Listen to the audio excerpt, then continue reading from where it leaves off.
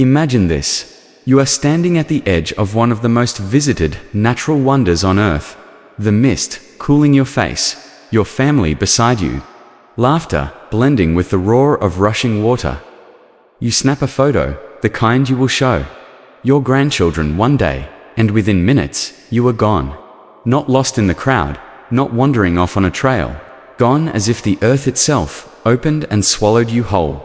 That is exactly what happened to the Parker family, and for 7 agonizing years.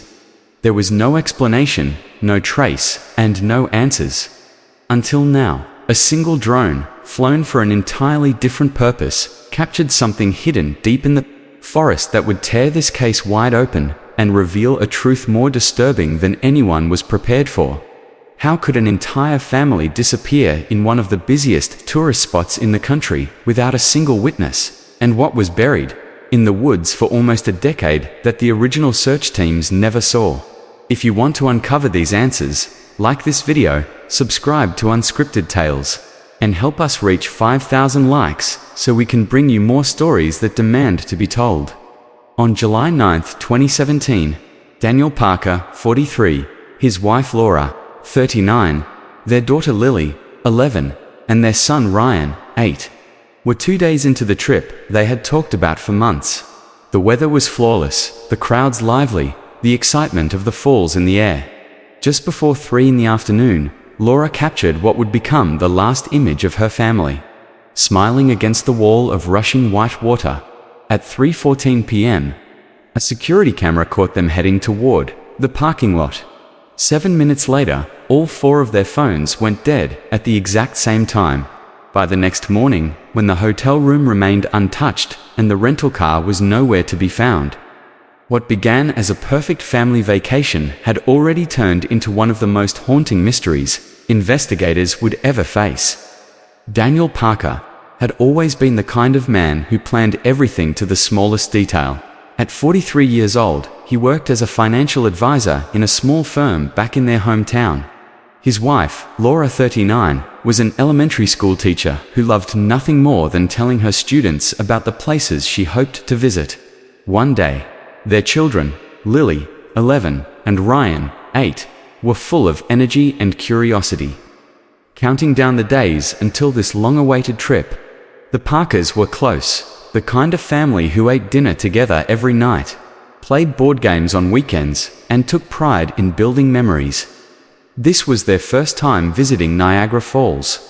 For months, they had saved money, skipped unnecessary expenses, and planned every step of the getaway. Daniel had booked the hotel near the tourist area. Laura had mapped out their sightseeing schedule, and the kids had written a list of things they wanted to do. The summer morning of July 9, 2017, was exactly what they had imagined. Warm sunshine poured down, the air was fresh, and the roar of the falls could be heard from blocks away. That morning, Daniel pulled out his phone and posted a short message to friends and family online, saying they had finally arrived and the children were thrilled. Around midday, they explored the viewpoints, stopping to buy colorful fruit drinks from a vendor. Then, at 2:46 p.m., Laura took a photo of the 4 of them together.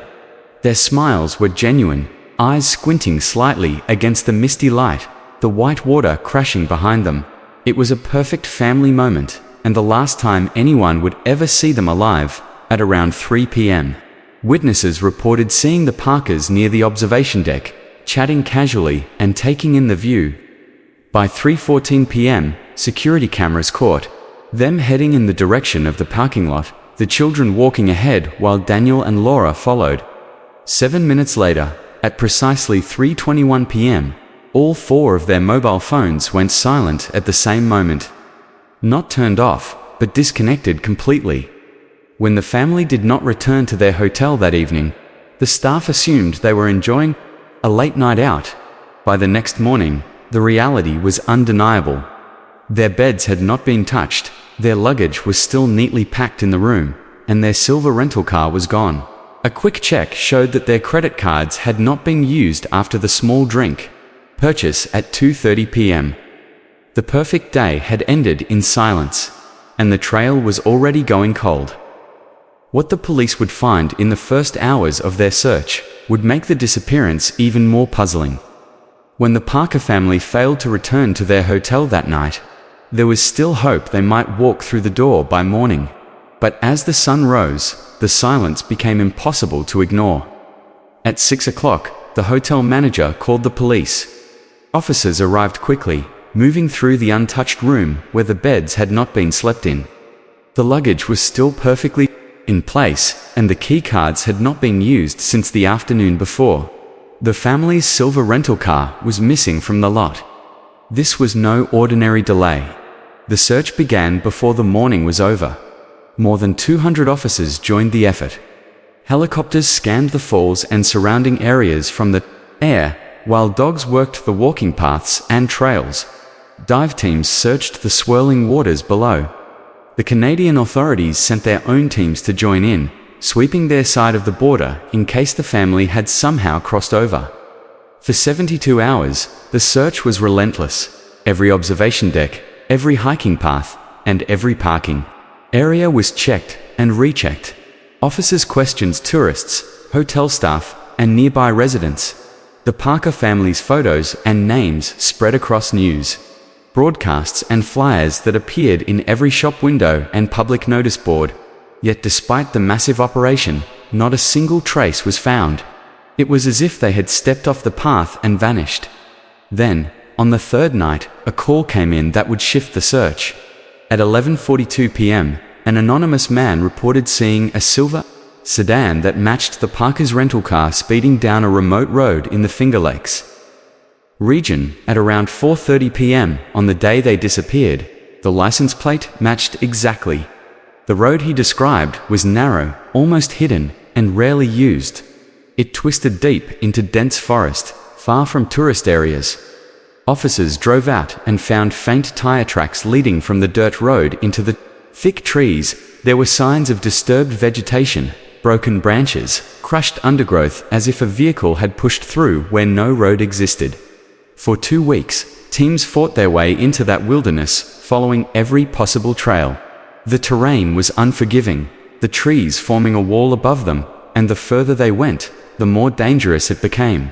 Finally, with no sign of the family or their car, the search was called off in that area. No one knew it at the time, but less than 300 yards from where they stopped.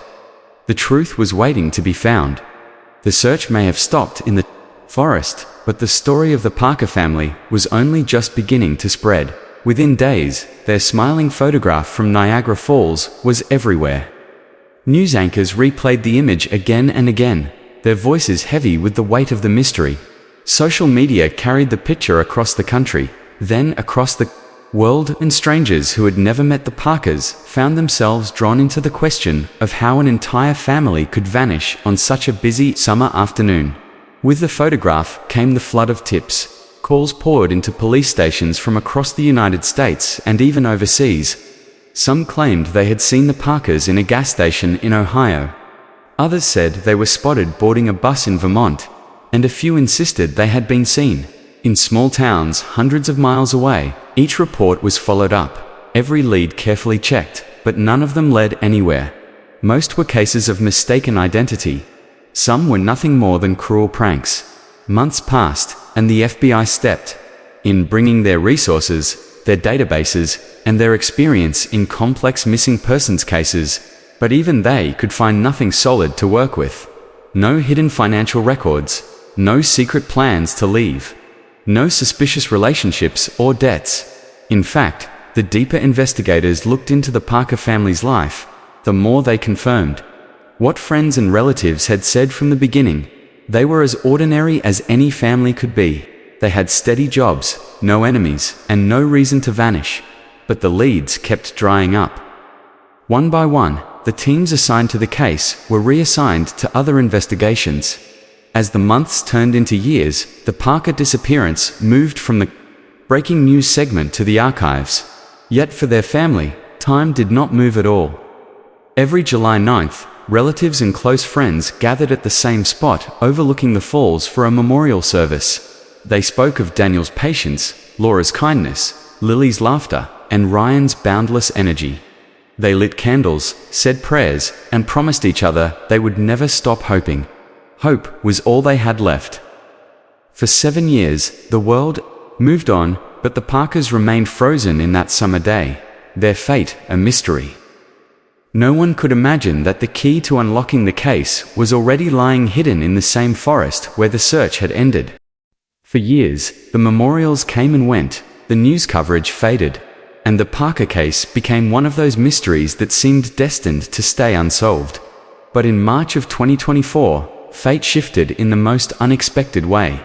Jake Morrison, a 30 wildlife photographer, had been hired by the New York State Environmental Conservation Department to document how certain forests were recovering after severe winter storms. It was quiet work, the kind he had done for years, flying drones in precise grid patterns to capture the hidden corners of nature. On the morning of March 15th, Jake was deep in the same Finger Lakes wilderness where the Parker search had once been called off. The storms that winter had knocked down hundreds of trees, opening patches of forest that had been sealed off by thick canopy for decades. At 7:30 a.m., Jake launched his drone, letting it rise above the treetops before sending it on its programmed route. For hours, he scanned his screen, recording the silent green world below. Then, at 10:46 a.m., something caught his eye. It was barely visible through the leaves and moss, a shape that did not belong. At first, he thought it was just a fallen tree, covered in years of growth. But as he adjusted the zoom and changed the angle, the straight lines and metallic edges became clear. It was a car, a silver car, buried in the forest, choked by vines and surrounded by fallen branches. But unmistakably, a car. Jake replayed the footage twice before calling his supervisor, who told him plainly that this was a matter for the police. Within hours, the GPS coordinates were in the hands of investigators, and a team was on its way to the site. The hike was grueling. The forest floor was thick with undergrowth, and in some places, officers had to cut their way forward. But after 90 minutes, they stepped into a small clearing, and there it was. The silver sedan was almost unrecognizable under years of moss, leaves, and twisted vines, but the license plate was still visible beneath the growth. It matched the Parker's rental car exactly. The scene was secured immediately, with forensic specialists called in to begin one of the most delicate investigations of their careers. What they found inside that car would change the entire direction of the case. The forest clearing was silent, except for the low hum of equipment as forensic specialists began their work. The silver sedan was not just a car anymore, it was a time capsule, holding the last moments of the Parker family's lives. Every inch was photographed before a single leaf or vine was moved. When the driver's door was finally opened, the air inside was heavy, stale, and layered with years of damp forest growth. On the passenger seat sat Laura's purse, still zipped, with her wallet, ID, and credit cards exactly where she had left them. In the back, 2 small backpacks rested side by side, one with a faded soccer keychain still attached to the zipper. Inside them were school notebooks, snack wrappers, and a folded map of Niagara Falls. Daniel's wallet lay in the center console, untouched. These were not the possessions of a family that had chosen to disappear. They were the frozen remains of an ordinary day that had ended violently. The interior told a darker story. The driver's seat was pushed back much further than Daniel would have needed, suggesting someone else had been behind the wheel.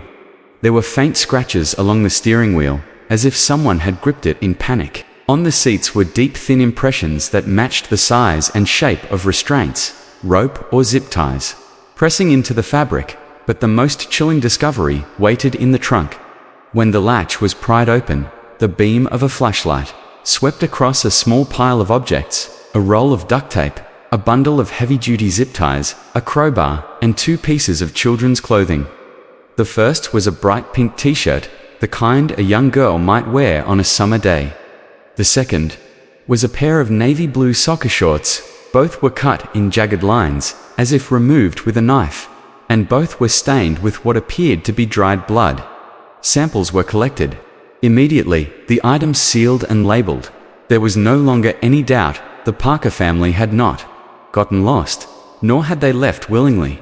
Something terrible had happened in this car. The investigation had shifted from a missing persons case to a confirmed crime scene. And now, the search was no longer about finding out if the Parkers were alive. It was about uncovering who had done this, and why. The moment the evidence from the Parker family's car confirmed foul play, the investigation reignited with a force it had not seen in years. Within 48 hours, a massive search operation was underway. Over 300 officers, along with FBI agents and trained search teams, descended on the forest. Helicopters circled overhead, their thermal cameras scanning for anything unusual. Cadaver dogs worked tirelessly through the thick brush, and ground-penetrating radar was brought in to search for hidden burial sites. For weeks, the search moved through every inch of the 5-mile radius around where the car had been found. Every shallow depression in the ground was checked. Every fallen tree was examined for signs of disturbance. But despite the sheer scale of the operation, there was no sign of the Parker family's remains. It was as if the forest itself had swallowed them and refused to let go. While the ground teams searched, forensic scientists worked around the clock to analyze what had been found inside the car. The blood on the children's clothing was confirmed to belong to Lily and Ryan Parker. But there was something else in those samples. The DNA of at least 2 other individuals. Neither matched anyone in the national database. Whoever they were, they had no prior record and had managed to avoid detection for years. Investigators turned their attention to the items found in the trunk. The duct tape, zip ties, and crowbar were all traced back to a specific chain of hardware stores in the region that led to a painstaking review of hundreds of hours of security camera footage. Then, finally, a breakthrough. 2 days before the Parkers vanished, a man was caught on camera in a Buffalo hardware store buying the exact same items found in the trunk. He paid in cash, kept his head down, and glanced over his shoulder several times. The footage was released internally to law enforcement, and within 24 hours, a tip came in that changed everything. A woman called the FBI, her voice low and uneasy. She said she recognized the man. His name was David Coleman. He lived less than 40 miles from where the car was found, and she claimed he had a disturbing obsession with real-life missing persons cases, especially the Parker family. The next step would take investigators straight to his front door. The lead pointing to David Coleman was too strong to ignore. Within hours of confirming his identity, FBI agents began discreet surveillance on his rural property from a distance. The small farmhouse looked quiet, even ordinary. But what they observed over the next 2 days told a very different story.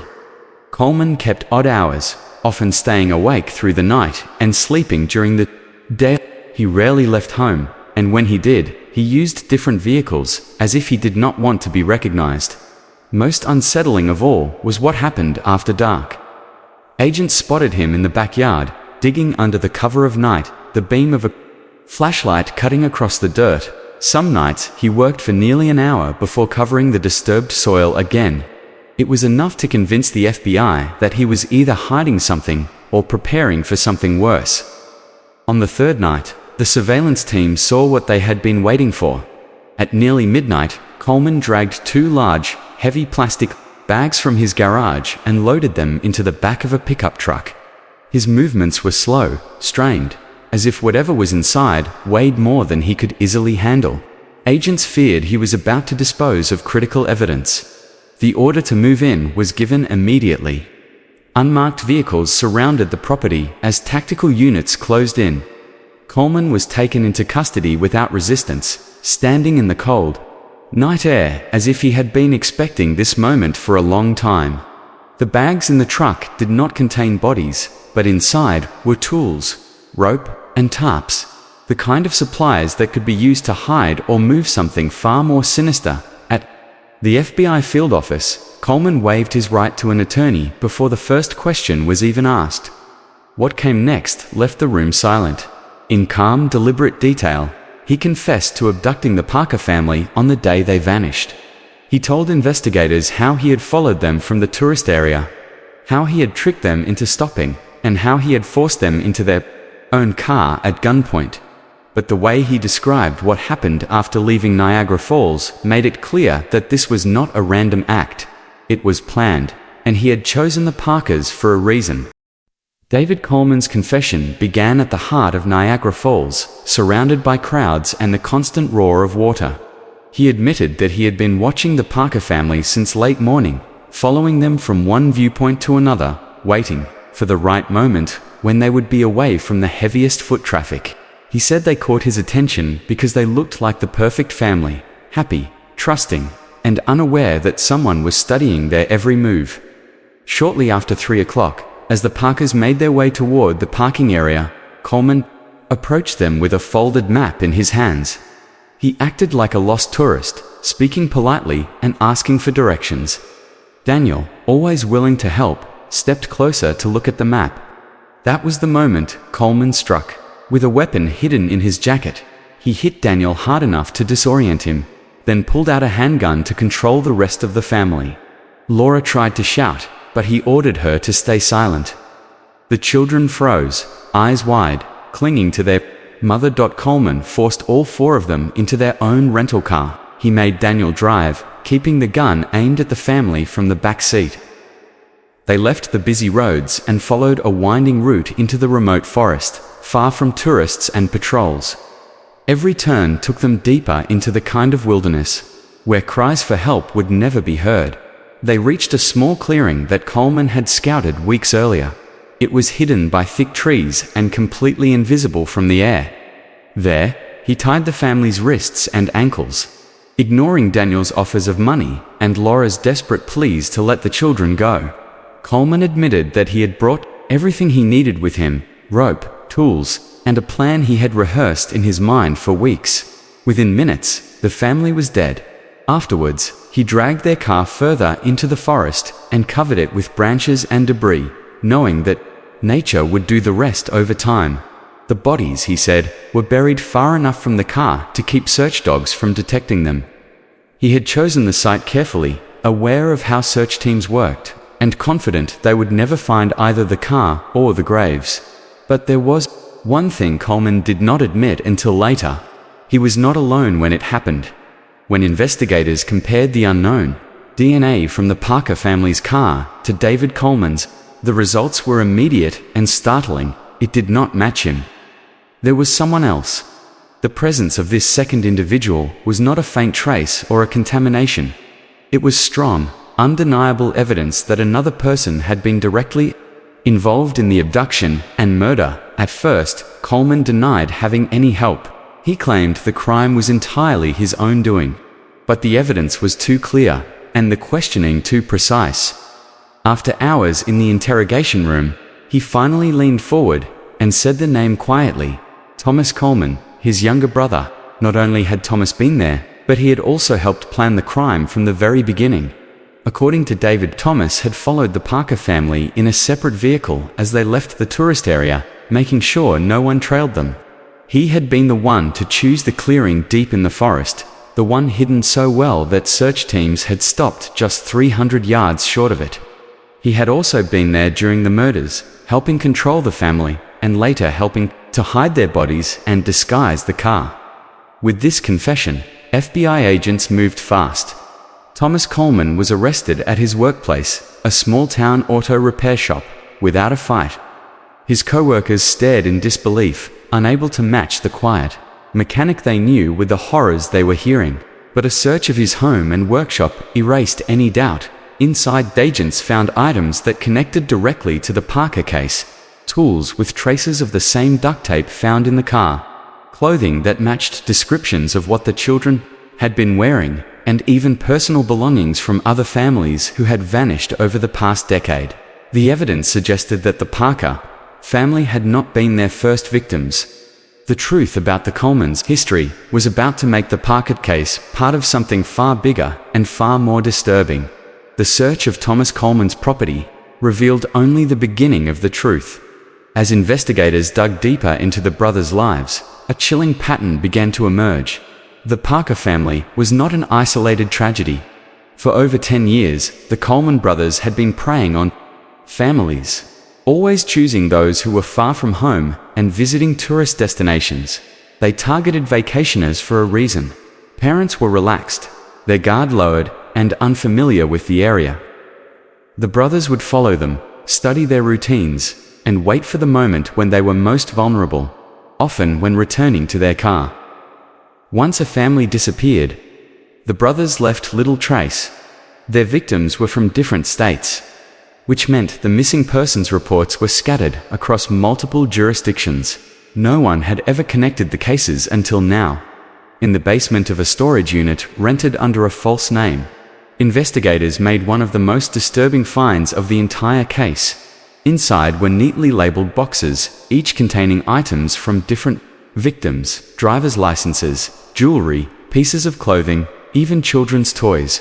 These were not random objects. They were souvenirs, kept deliberately, each tied to a family that had never made it home. Beside the boxes was a large plastic bin containing what the FBI called a kill kit, a collection of tools, restraints, digging equipment, body bags, and chemicals to destroy evidence. It was not for one crime. It was designed for repeated use. But the most unsettling discovery was a stack of notebooks. In them, the brothers had documented their crimes in cold, methodical detail. They described how they chose their victims, how they carried out the abductions, and how they concealed the bodies. The final entries in those notebooks described something that made seasoned investigators' blood run cold. The brothers had been planning what they referred to as their grand finale, a mass killing that would have claimed far more lives than any of their previous crimes. The revelations about the Coleman brothers shook every community touched by their crimes. Prosecutors worked for months to organize the overwhelming evidence, DNA results, the detailed confessions, the trophies from other victims, and the notebooks describing each attack. The decision was made to try the brothers separately, beginning with David, whose confession and leadership in the crimes made his guilt undeniable. The courtroom was full when David Coleman's trial began. Rows of family members from multiple victims sat together, their grief etched into their faces. Prosecutors presented the evidence in methodical order: the car in the forest, the blood-stained children's clothing, the hardware store footage, and David's own chilling words from his confession. Witnesses described the years of uncertainty, the endless wondering, and the devastation of learning what had really happened. David listened without emotion, his gaze fixed forward, as if the outcome meant nothing to him. It took the jury less than 3 hours to reach a verdict. David Coleman was found guilty on all counts: multiple murders, kidnapping, and conspiracy. The judge sentenced him to life in prison without the possibility of parole, plus additional years to ensure he would never walk free again. For many families in the courtroom, it was the first time they felt justice had truly been served. 6 months later, it was Thomas Coleman's turn to face the jury. His defense argued that he had acted under his brother's influence, but the prosecution showed how deeply he had been involved, from planning the crimes to helping carry them out. They presented the trophies he had kept, the tools he had used, and the evidence linking him to other disappearances. The jury found Thomas guilty on all charges, but recommended life in prison with the possibility of parole after 25 years. Acknowledging that David had been the driving force, the sentence still meant that Thomas would spend decades behind bars. For the families, the verdicts marked the end of one battle. They finally knew the truth, and the people responsible were no longer free. But the story of the Parker family, and the others who had vanished, would leave a lasting mark on how such cases were investigated in the future. When the trials ended and the cell doors closed on the Coleman brothers, the weight of 7 years of uncertainty finally began to lift. For the Parker family's relatives, there was comfort in knowing the truth, but it was a comfort wrapped in grief. Daniel's parents spoke of their son's kindness and how proud he had been of his family. Laura's sister described the way she used to call every Sunday without fail. Friends remembered Lily's quick laughter and Ryan's boundless curiosity about the world. Those memories were all that remained, but at least now they would not be clouded by unanswered questions. The case changed more than just the lives of those connected to it. Law enforcement agencies across the country studied the investigation to understand what had been missed in the early days. Communication between jurisdictions improved, with new systems to share information about missing persons. Search teams began using drones in standard operations.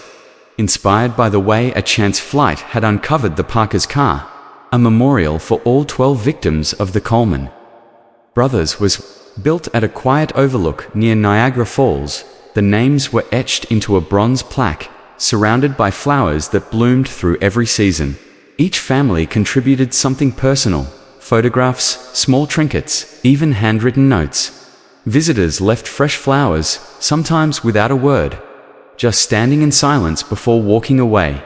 Dorothy, Laura's mother, became an advocate for families of missing persons, using her voice to remind the public that every photo on a flyer is a real person with people who love them. Her work helped bring attention to other cold cases, some of which have since been solved. The Parker case ended in justice, but it left behind a sobering truth.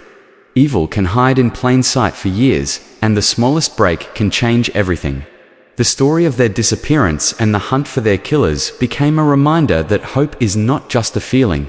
It is a force that keeps people searching when the odds seem impossible. If you are still watching this story, it means it has reached you in some way. That is why this story deserves your like and subscribe. Please help me complete 5,000 likes, because that is a goal my mother asked me to reach, and it costs nothing to you. And tell me in the comments from which city you are watching this story. I want to know how far the Parker story has traveled.